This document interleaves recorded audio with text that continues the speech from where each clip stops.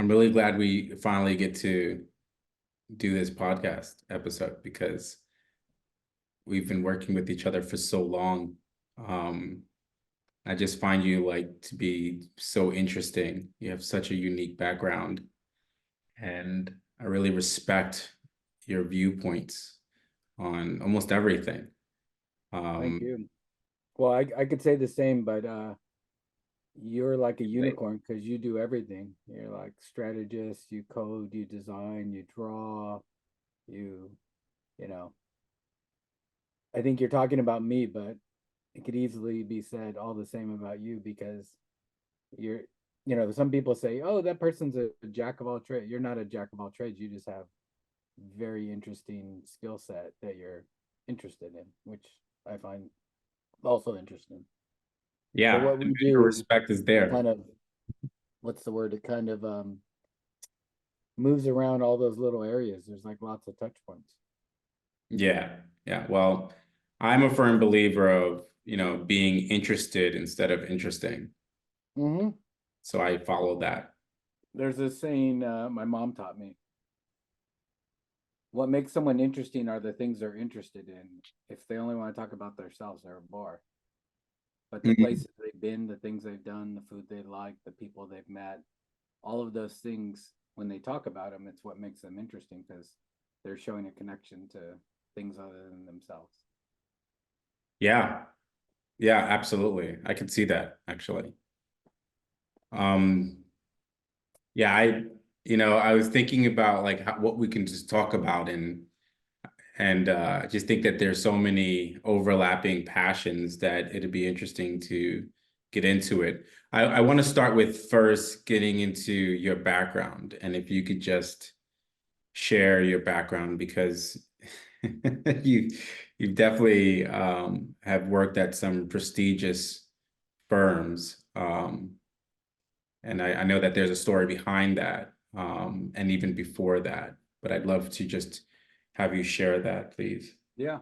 Um, Happy to. I was an optician and I was bored and I always knew I wanted to go back to school. And one of the areas I wanted to go into was always art because my mom was an artist. And so I found my way to the Miami Art School at 30. And I went there and was curious about what it was like to be a art director and designer. And I went there. And then that led me through that program into advertising in New York, Minneapolis, and some other places.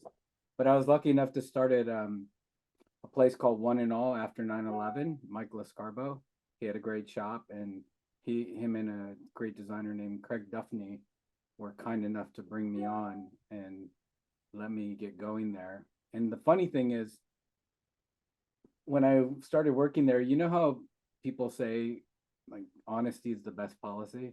Yeah. These guys were just, they're such great human beings and talented people. They were like, we love your like attitude, love what you do. You just need a stronger skill set of designing to just do the job. And they were kind enough to tell me that. And like, you need to get better, basically. And they're like, we can't keep you on, but you're great and blah blah blah. And it was Did really they give good. And it was, you specific feedback on the yeah, area? they gave me very specific feedback, but most importantly, I needed to hear that because I wasn't good enough and I knew it was very evident that I just needed to get a lot better. But some people, you it's easy for us to either, skirt the issue and not take responsibility, and it's easy sometimes for people to just go, we're moving on. They were kind enough to point out what they needed help with, and that meant a lot to me because I knew where I needed to start it to get better in my craft. And so I've always remembered that and appreciated that. And I think when I, communicate to other designers or people that you end up working with, if you're leading a project, um, it's not about telling people what they're doing wrong, but giving them the tool set to and the mindset to help them. And so I've always, because I thought I got a lot better after that because I had to work my ass off to just get to where I needed to be. I found Yeah. my way later through lots of other hard work, but I wouldn't have done it if I didn't have that kick in the butt, and in a good way. It wasn't in any way a bad way. It was just so I worked there at One and All. Um, I've worked in New York for like maybe 15 years in advertising at some great agencies, SS&K. I don't know if you know them. They're a great independent shop. Love all the partners there. We did amazing work. They did amazing work before me, after me. They just have a great spirit of tackling big problems that small clients and big clients And need so help. did you work in Europe too? I interned at Mother and other places. Where else were we? Leo Burnett in Prague. That's what it was. Yeah, That's what it was. Yeah. excuse me. Those were fun too. Again, young in school, getting ripped apart and learning how to. It seems like almost everything is learning how to judge things. Your Mm. own work, other work, just learning judgment so that Yeah. you can push I mean, something in out order into to, the future. and that's hard though, Yeah, to it's very hard. judge things. You know, We you need still do to that, I know find. what your taste is, what does that mean to you? That's definitely some, journey of self-reflection. And then there's understanding your audience as well, knowing what actually works with them and then kind of making those connections, which, I feel like that in its own right is a skill that needs to be honed indefinitely. Definitely. And you've taught me through our communication on projects. How can you be so committed to that idea at that moment? And I think me personally, I have a tendency, and I think a lot of people do, to want to move forward with something so that you like when you feel like your instincts are giving you the right signals, you want to move forward with something. Whereas, you can, there's many different ways to assess something. You can Yeah. wait, you can evaluate as you go, you can iterate, you can, so Yeah, many I mean, things. you know me, I'm a firm believer of iterating. I don't believe in a final product of anything. Yeah. Because I come from when back in the days when I started, I co-founded Take the Interview, and I built the platform. I was writing the code, and at that time, it was really important to throw away what was written and to rewrite it and then to rewrite it again. Like we went through these phases pre, seed, and then, when you get to Series A and then Series B funding, like your platform or your technology or your solution evolves. And so it makes some drastic changes in order to get to that next phase. And so all that work just gets thrown out, you know, just gets thrown in the trash. And I think that definitely conditioned me to just be okay with, redoing it. And it always comes out better, and you get a lot more efficient, or you're faster in the process of executing it as well. It's a good skill set. Yeah, I think we all just need to be in that mindset. Or as like Gordon Ramsay says, just be a sponge. Yeah, be a sponge, and then act on it. I think that's important, acting or taking action, making sure that things are actionable. Because especially in the agency world, I find, people are so opinionated or so critical on providing feedback, negative feedback, and not necessarily, giving that positive feedback, which is more productive. It moves the conversation forward. Um, Mm, and I think, it's far too often there is this critique, and that critique is, blanketed with negativity that just puts a stop on things. agree with all that. Yeah, tell me about okay, so Leo Burnett and then Mother and So those were internships, and then I worked at One and All, and then I found my way to New York. I worked at a place called Dentsu. It was called DCA, Mm. Dentsu Corporation America, and then they changed it to Dentsu, which is what it was in Japan. That was a lot of fun. Worked on Canon stuff.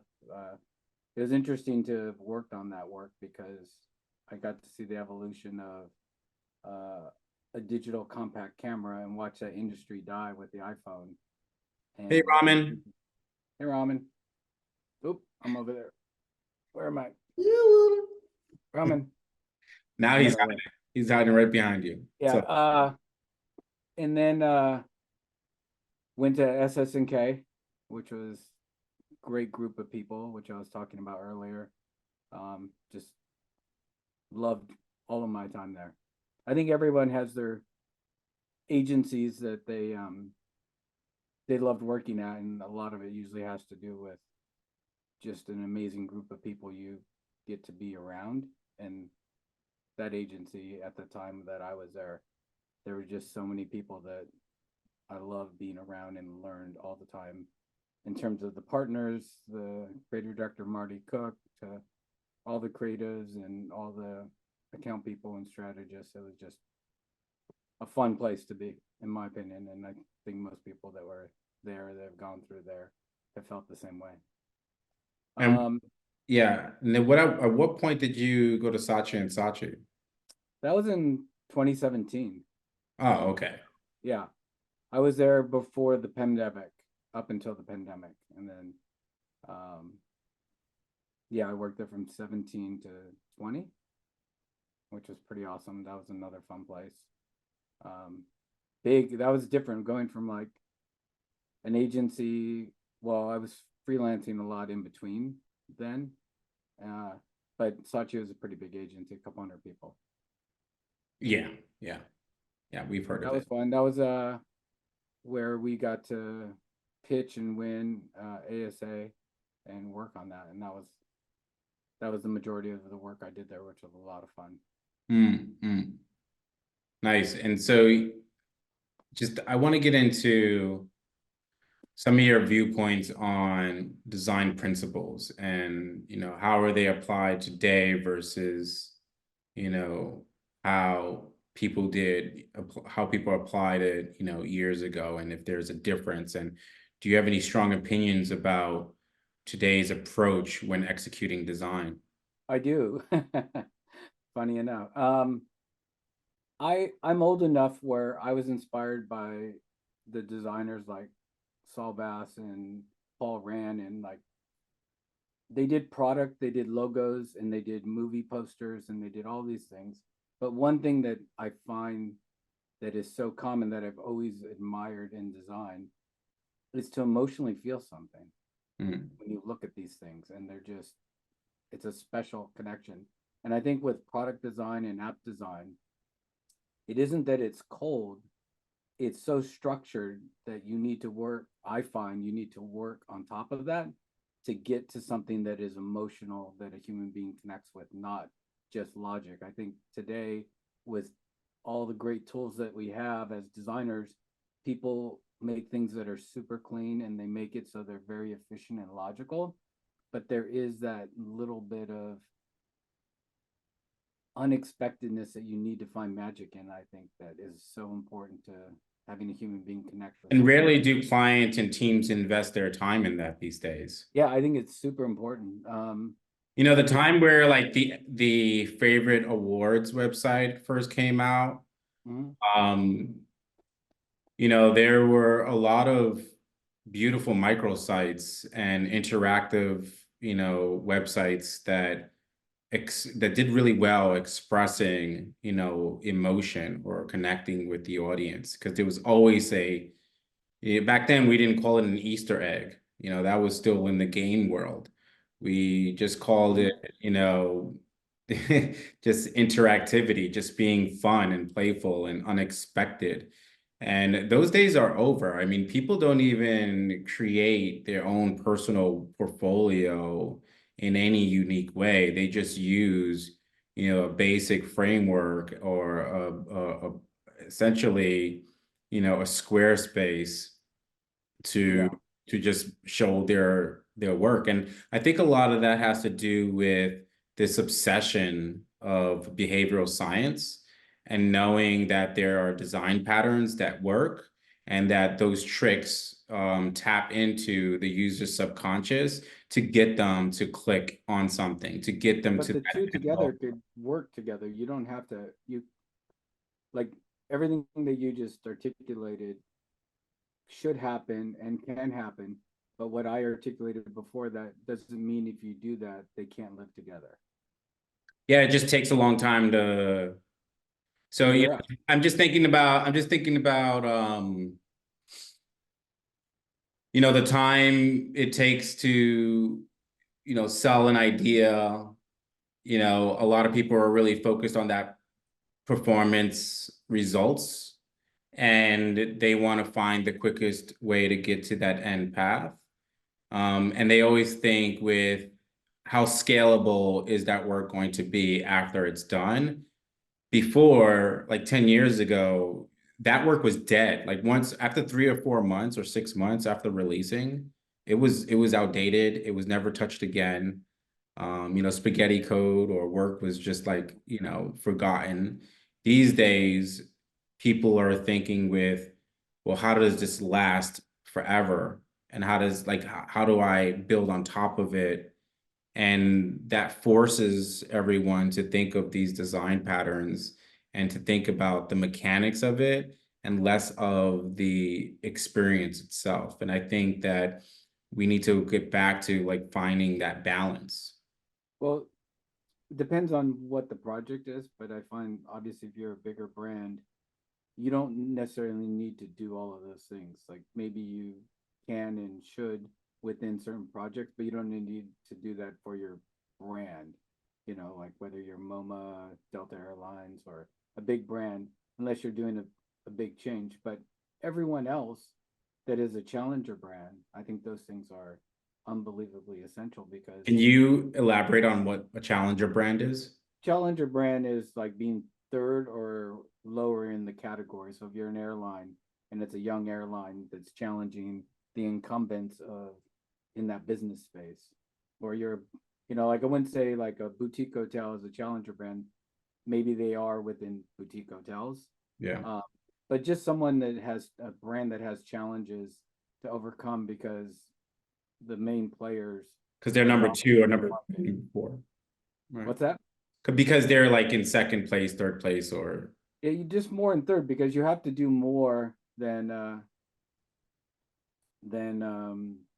just spend money or have the right ingredient. I love the brand Liquid Death. The mm, owner has a great talk about even if we came up with a special ingredient and we put it in our product, Coca-Cola could then do that. They have great distribution, but what they don't have is a brand. We can create that, no one could touch it. So we created a brand and that's ours. We own that and we can and so what do you think the well, differentiation of, because Coca-Cola has a brand, right? Like that, I but mean, I would argue that their brand equity is quite high, but to your point, Liquid Death, is differentiated from a well branding standpoint. they built a brand because of their branding and their brand. Yeah, They don't have special water. right. Where Coca-Cola, when they initially launched, it was that specific recipe, that Yeah, combination. I think in the context of that, what he was really referring to is they just buy brands. And so, they when you're a behemoth like Coca-Cola or Pepsi and you can buy all these brands and you have all the distribution, you have all the elements to make money. Whereas a Mm, challenger brand, those are like all the big obstacles that you have to overcome, distribution. Um, so how do you make way in the market with your product? And in mhm. this case, he talks so much about building a brand and being committed to having a voice, and that voice and messaging of that brand means something that he felt no one else can touch. Yeah. And I think it's working. They're now worth over $1 billion. But I think that's because of a lot of dedicated people that paid attention to branding and design. I mean, that product is very well designed from the packaging to the marketing to the The social media. writing. yeah. Brazilian voice. I get these wonderful. I subscribe to. They're called horoscopes instead of horoscope, and then they just tell me on my horoscope everything that's gonna go fucking wrong in my life, and I smile every time. I'm a Libra, and I smile every time they write it in the best. They write it in a way where it's very Libra, it's balanced, and they pick up on the traits of what Libras are. But it's all about how I'll fuck things up in the day. But it makes me laugh and smile every time. That's too funny. That's very clever. I love that. Yeah, I have a refrigerator full of liquid death. I mean, it was really Have a interesting. flavor that you like? Because I like the regular flavor. I interesting that you say it, because I don't like, because they taste. I don't like all the other flavors because they have that weird taste to it. But I like the original and the basic. Yeah, I mean, I just like regular sparkling water in general. Mm-hmm. And so I don't really like putting anything in my. I don't drink juice. No. So um, this is a non-alcoholic beverage. Um, but yeah, I don't typically drink juice. Water, no liquid death. Someone gave us bottle to me, so I mean, I love liquid death. I remember 2 summers ago for my son's baseball game. It was a hot July day. The kids ran out of water, and I bring this little cooler, this Yeti cooler, and I had a 6 pack of liquid death. And I told the coach, I was like, I have sparkling water.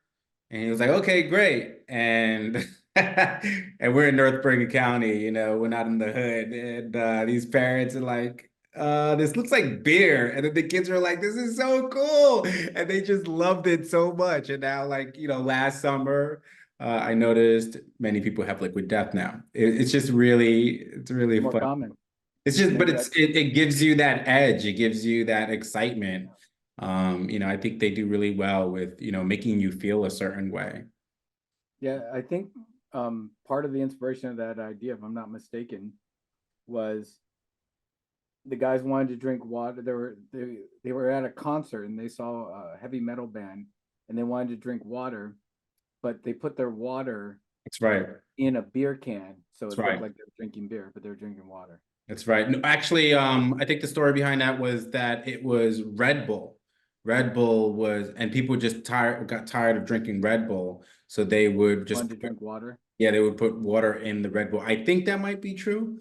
Hmm. But yeah, that's Let's really. go with it. And then the artwork came from like styles of like the Garbage Patch Kids, Garbage Pail Kids, yeah. Garbage Pail Kids. Yeah, Yeah, that's right. It was inspired by that. I love those little cards. yeah, I they were pretty awesome. They were really awesome. Again, Yeah, but good see, that's design, good branding, right? branding. Like Liquid Death is a really good example. I'm so glad you brought that up because we spent like 5-10 minutes just talking about Liquid Death and why they're such an awesome brand. It I creates a mean, conversation. how do I say this? If I was a brand today, I would much rather be an upstart brand than a brand that everyone knows, only because you have your own obstacles because everyone feels like, oh, it's Starbucks, it's Coca-Cola, it's ubiquitous. Like there people have heart for all the individual brands that are coming up. And I feel like there's so much opportunity through design and branding to find your way, whatever that is, and the market will support it if you embrace it. I feel like the ones that are doing well with that are because of the attention. They're obviously doing smart things and they're solving a problem in the world that makes a marketplace for what they want to do, but their branding and paying attention to that and their marketing uh, is a big part of that. I think those challenger brands. So what are the design principles that you still like hold true today when you work on projects? Um, Now, thinking like, well, there are a lot of frameworks out there, a lot of design patterns, and then you mentioned building on top of, there's still room to, use that scaffolding, if you will, that architect, and then spend time designing on top of it. I always think the most basic principle is reduction and what I call sculpting, taking away elements. Mm. And I feel like everyone wants to add everything that someone asked them to put in there because that's what the assignment is. And then you can look at it and go, I can't pay attention to this. And then you can take away and try and put the, the least amount of elements there. And then you go, that's boring. Like I don't feel anything when I look at this. And I think designing and my principles are always, again, I'll go back to an emotional connection of like having to iterate on something and just keep developing. And that sometimes it's taking away a bunch of stuff and putting it back. But I don't have any design principles in terms of like product design or you know digital design. I think it's more general design practices in terms of like Yeah, no, color. I think I it's color, contrast, and simplicity. And then knowing when we were talking about judgment earlier, knowing when that is boring and it's not working. And it doesn't mean it's wrong. It just means you have to find your way out of it. hmm, You do jujitsu, right? yeah. You practice. I do pickleball, and in combat sports they have this like question and answer thing, and I kind of love it, which is like when your opponent, poses questions to you, you have to find the answers, or you pose questions to them and they have to counter it. And I feel like with assignments, it's the same thing. Like you're going to have certain elements to put in, and the question's going to be, how do I make this as good as it needs to be?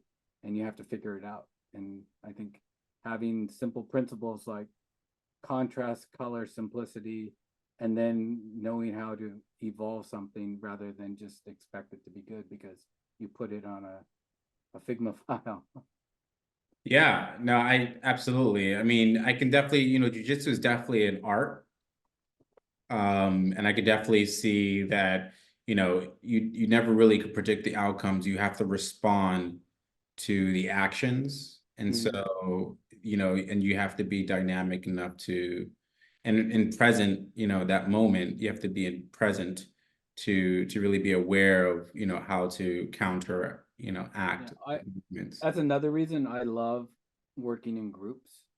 Um, you don't have to all work together, but as a department, I love when, there's a problem and you have a bunch of different work and you see people that tackle it different than how you would tackle, and you're like, that is great. Yeah, I mean, Having different voices in the room with design, I think, well, with anything is great.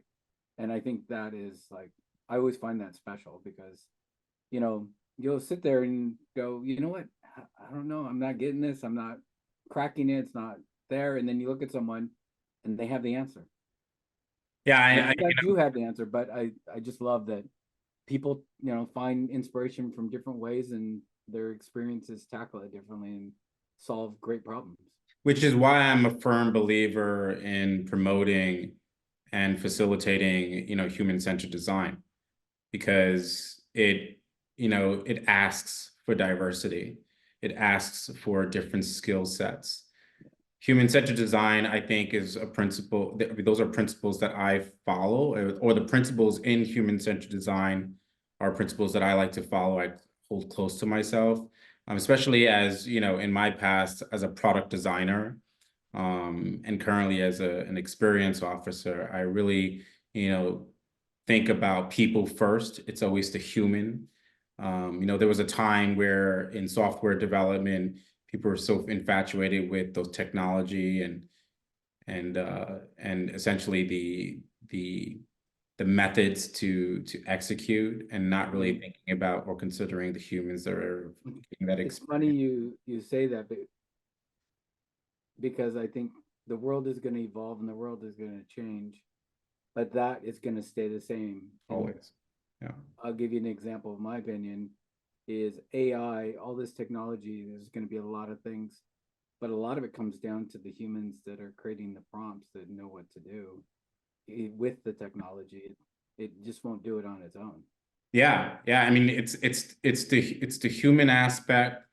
It's really, it's about, really seeing that everything is part of a system. No matter how you look at it, there is some system or network that's there.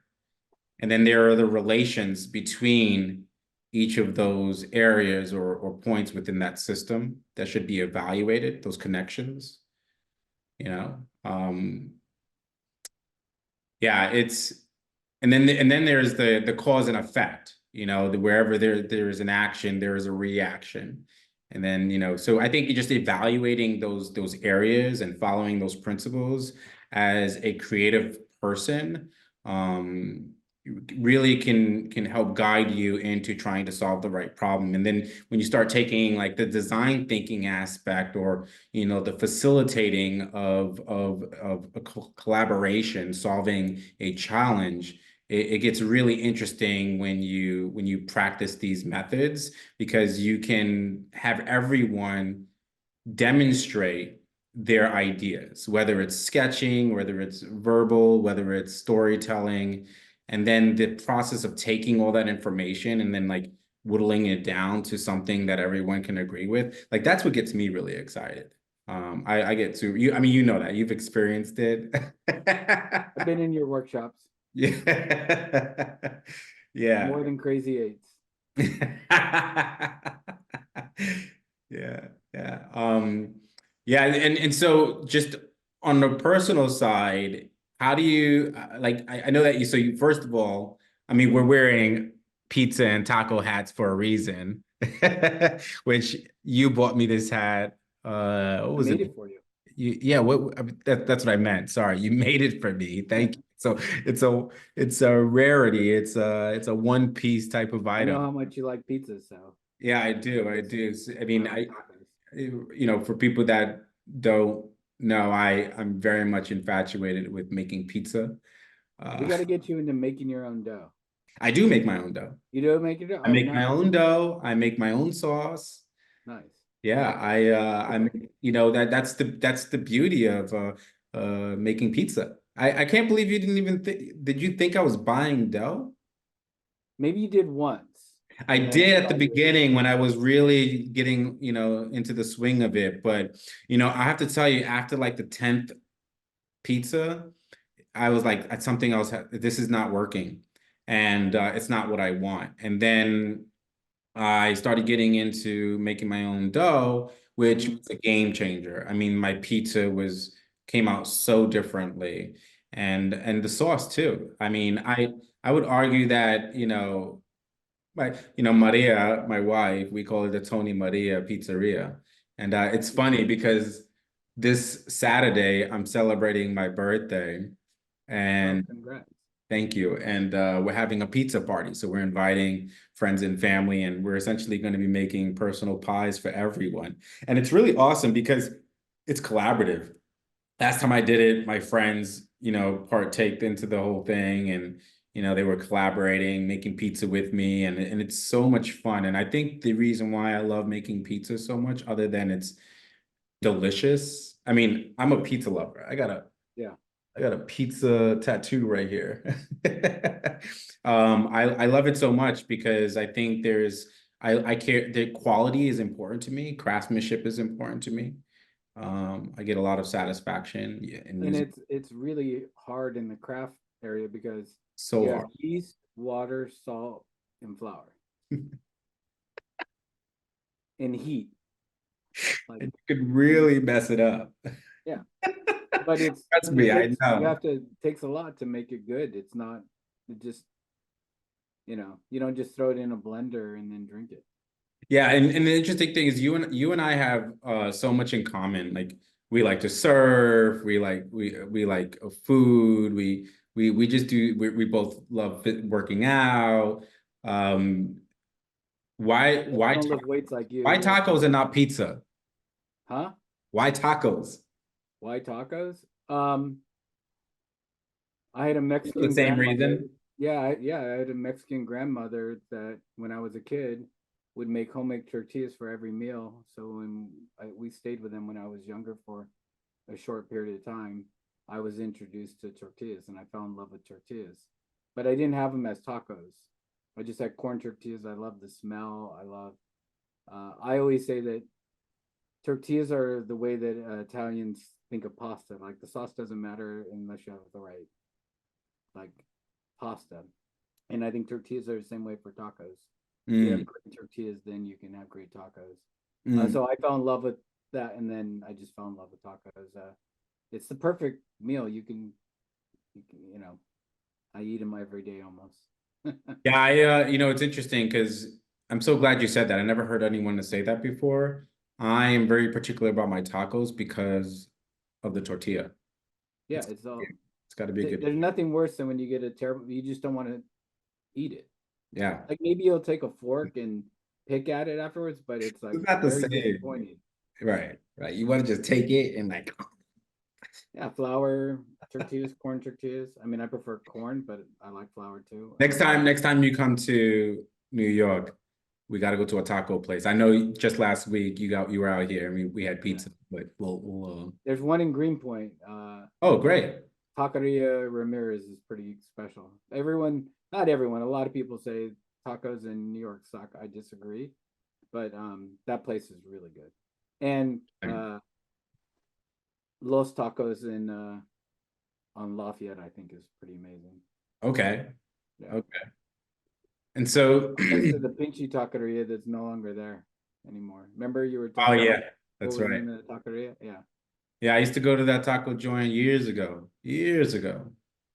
Um and then there's pickleball.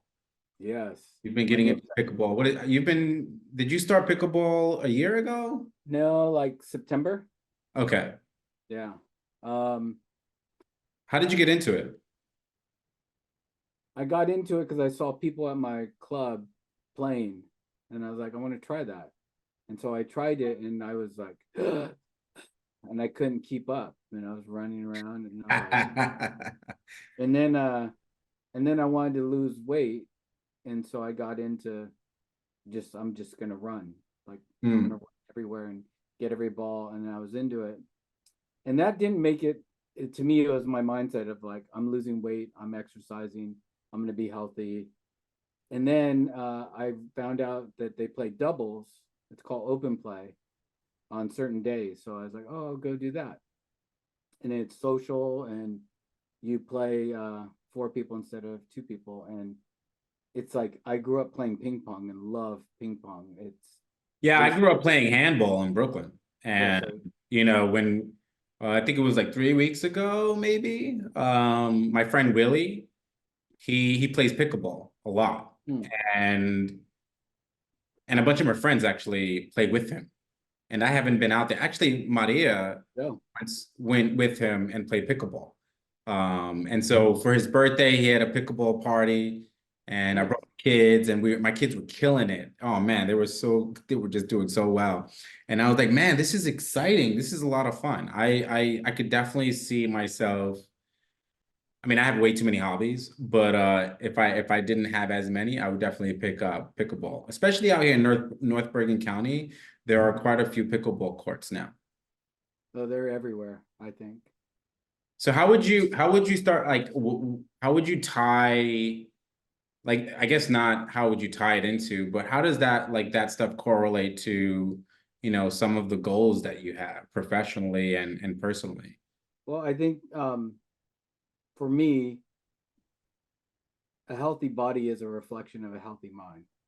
100%. So, and that's how I feel for myself personally. The activity I like is pickleball. And the reason I like it is I used to play tennis and I love playing ping pong. It's highly competitive and you win some and you lose some. I like the chess aspect of trying to figure things out competitively. But here's the most important part for me. I could play for 3 or 5 hours. I could lose every one or win every one. I feel the same when I'm done, which is my body makes me happy Mm. done playing. And I love that mentally because it's about process and learning and growth within it rather than I'm only there for results, if that makes sense. And Yeah. so as an activity, I feel I get so much out of it. And that's what I love about it rather than, if I play poker or I go play a game of basketball or I do something, if you're doing it competitively, the results are like very important. And the results are important for me in pickleball, but I don't feel negatively when they're not good.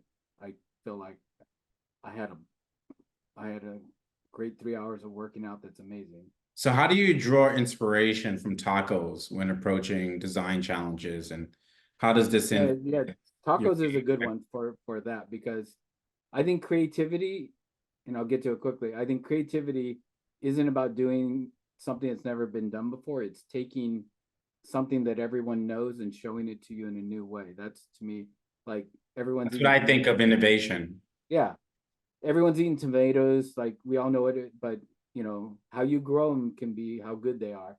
So for me, tacos, there's a tradition of certain tacos, and that's what everyone likes, and everyone has their favorite.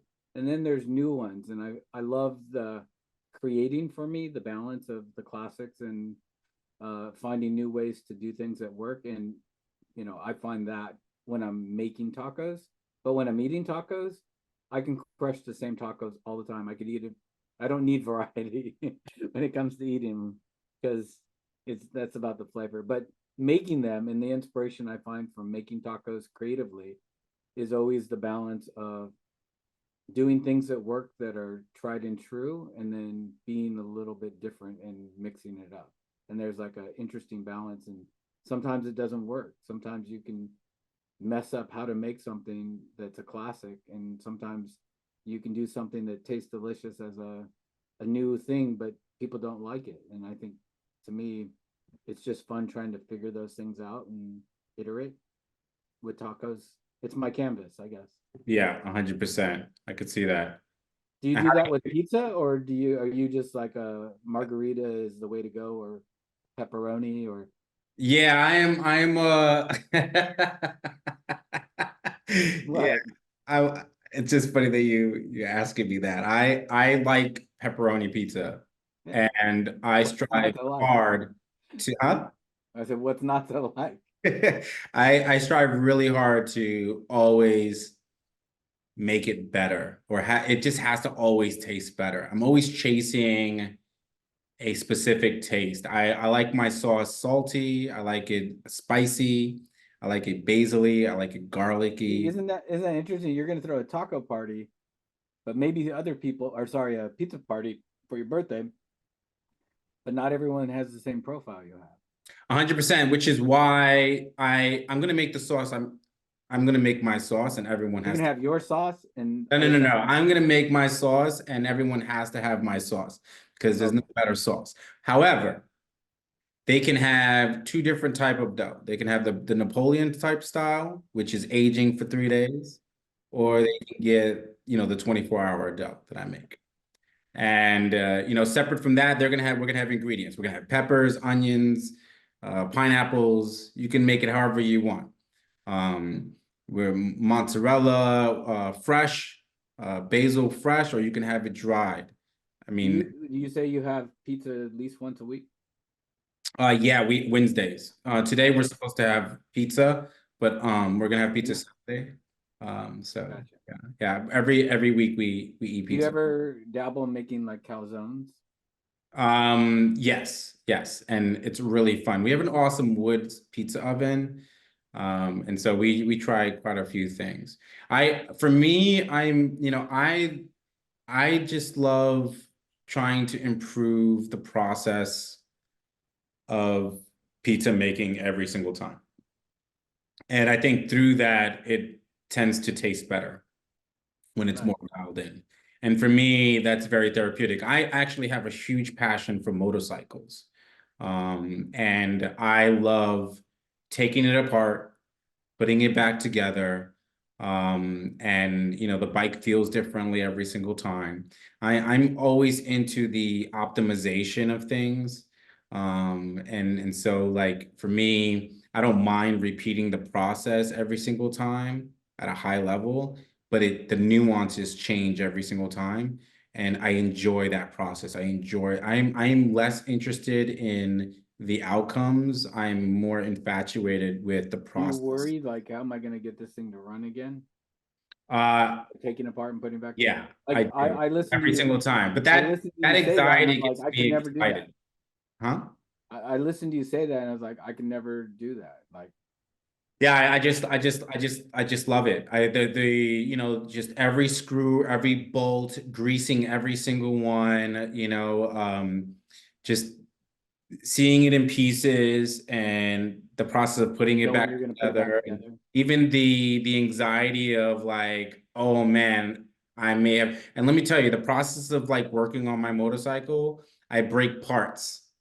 I break parts. My bike is 23 years old, and essentially most parts are discontinued. And so I have to find new ways to solve the problem. Like I can't go to a mechanic. There's no dealership nearby that supports my bike.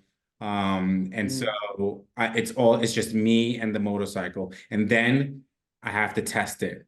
I give it a 2 mile ride. And then after that, I give it a 10 mile ride. And then after that, do a 200 mile ride.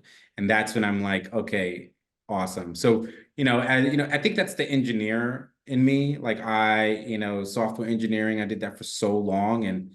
And I've always like enjoyed hours and days, like not sleeping and just working on it. Troubleshooting, debugging, and motorcycles are appeasing that sentiment. You're debugging your engine.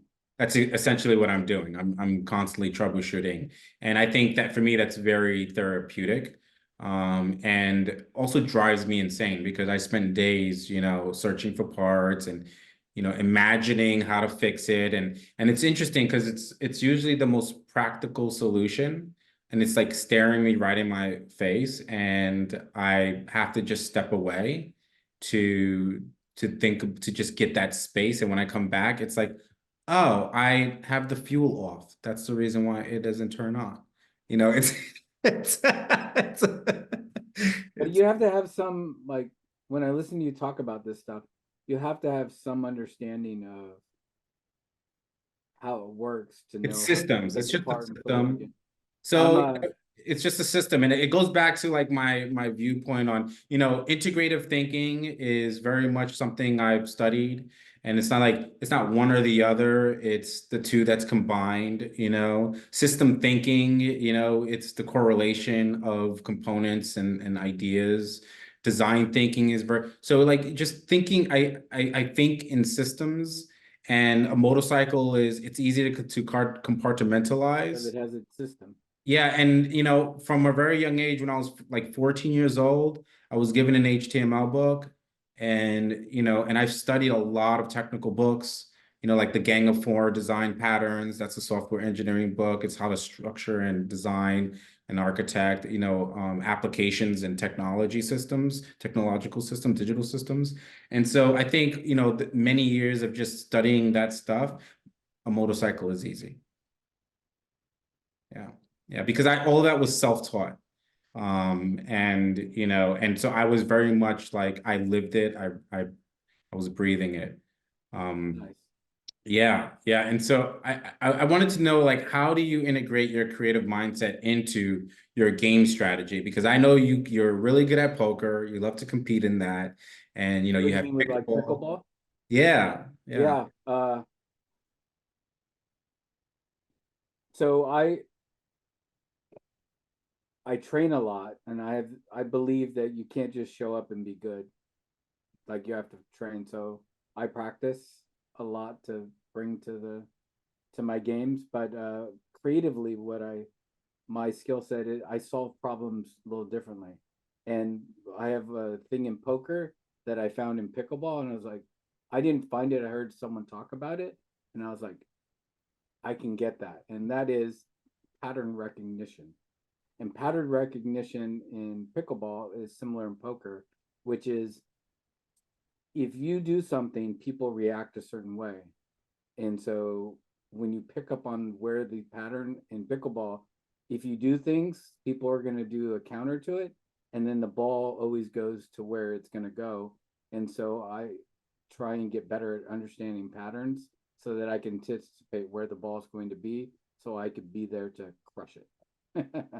And Yeah, that's cool. the fun part is like when your mind no like the points happening in your mind's like this is going to happen, I'm going to do this and they're going to do this, Sounds like and you get to jazz. be there. Yeah, and you get to play, but then that's the hard part is like I have to get in shape so that my body can get me there to do, and that's what it's like a dance of like Reaction time is mental, faster. physical. Yeah, you And your reaction time in pickleball gets better and better and better. No one just shows up in their like super fast reaction. Like I So don't how know do if you you? watch Formula One, they do this thing where they drop something and you have to be like this and then catch it. And their reaction speed time is Yeah, my son, we just did one of his science project, which he won Mad Scientist this year. oh And nice. All right. yeah, we were testing response time. Like after you play a game for a certain amount of time, a video game, he would test and measure your response time. And so he would drop this thing and the ruler and you would have to Cool. catch it. And yeah, it was really interesting. How do It's fun you, when the ball feels slow.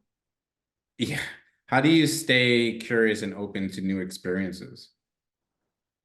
I live for them. That's like I feel like you have to grow and I'm not the same person I was 10 years ago and like in order to keep going, you have to find things that you're interested in. I I just try and find things that I'm interested in. Pickleball, once I found it, I was like, oh my God, this thing is so much fun. So how do you balance that your personal passions, knowing that you have many, and your pursuit to grow in your professional endeavors? I think I have to feed both of them.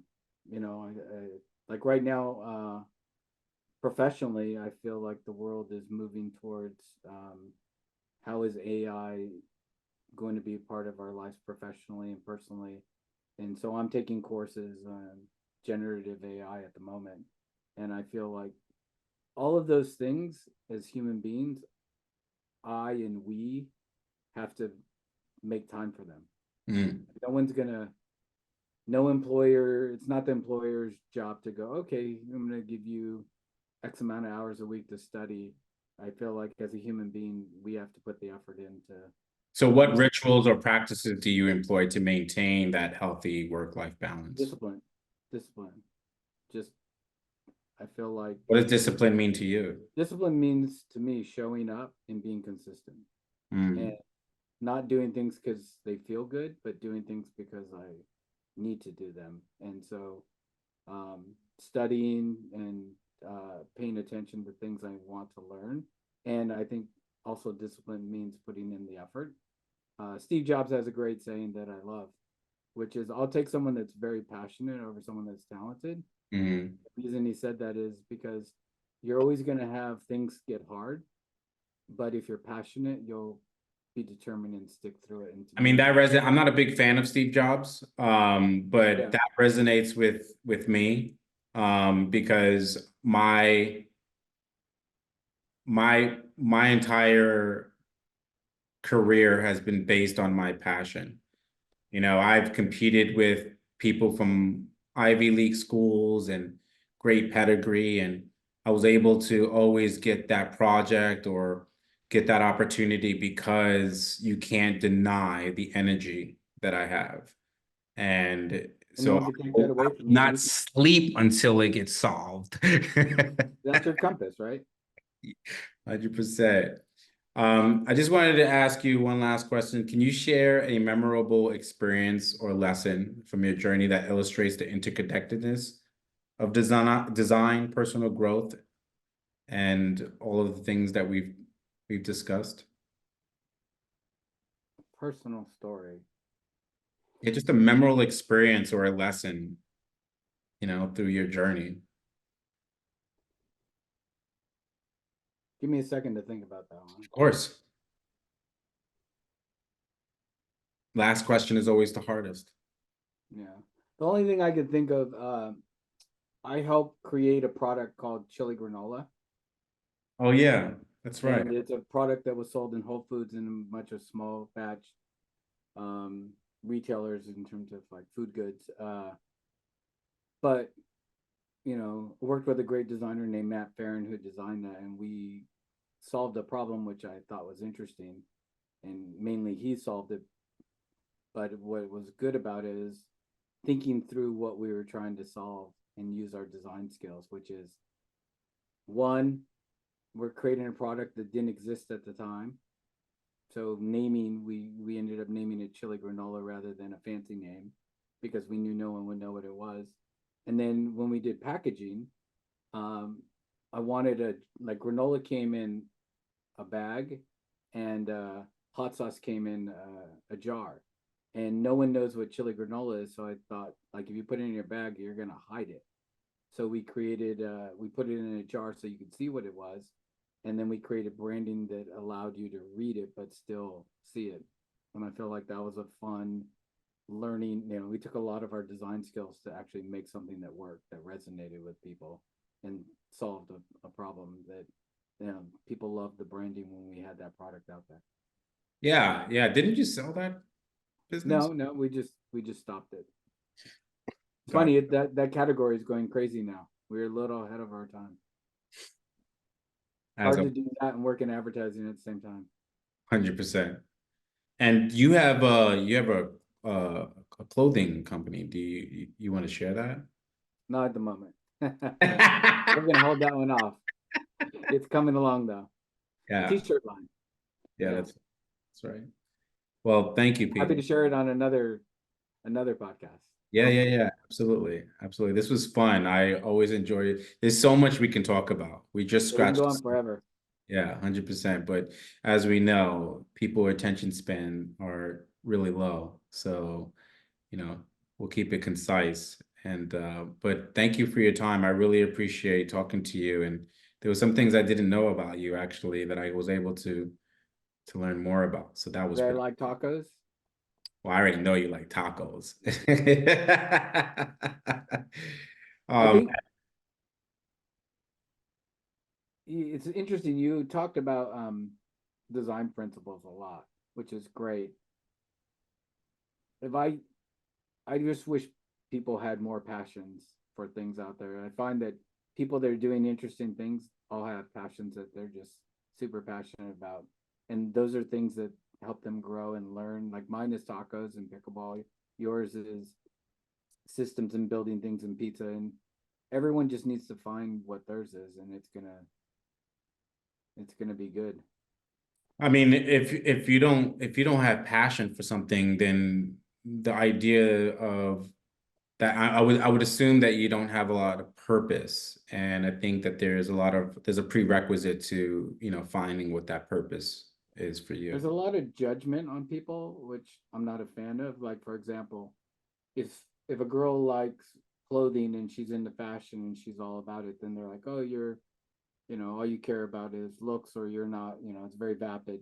But that's not true. If that's their passion, the fact that they're into that, that's awesome. I think a lot of growth can come from anywhere as long as you're super interested and passionate about something. I mean, for me, that's rich, Yes. that's wealth. I'd rather have, no money in the bank and all of the things that I'm most passionate about. I'll give up any kind of financial or even, you know, um, any kind of professional success to just have the things that I'm most passionate about. Because I think it's the And no doing, one can take them the away waking from you. up in the morning, it's the when you're sad, it's something to look forward to that only you can feel that certain way when you're doing it. It's not being done for you. Yeah. It's when it's hard to go to the gym, and like, but you still go, like, that's passion. Like your body hurts and you're like, you you're Yeah. not you're not gonna let your mind overtake your spirit of like what you're passionate about. Yeah, and I mean, I have a home gym. I have a garage gym, and You have so no excuses. I have, and the thing is that most people that have home gyms don't work out. But for me, oh man, that's all I want to do. It's right there.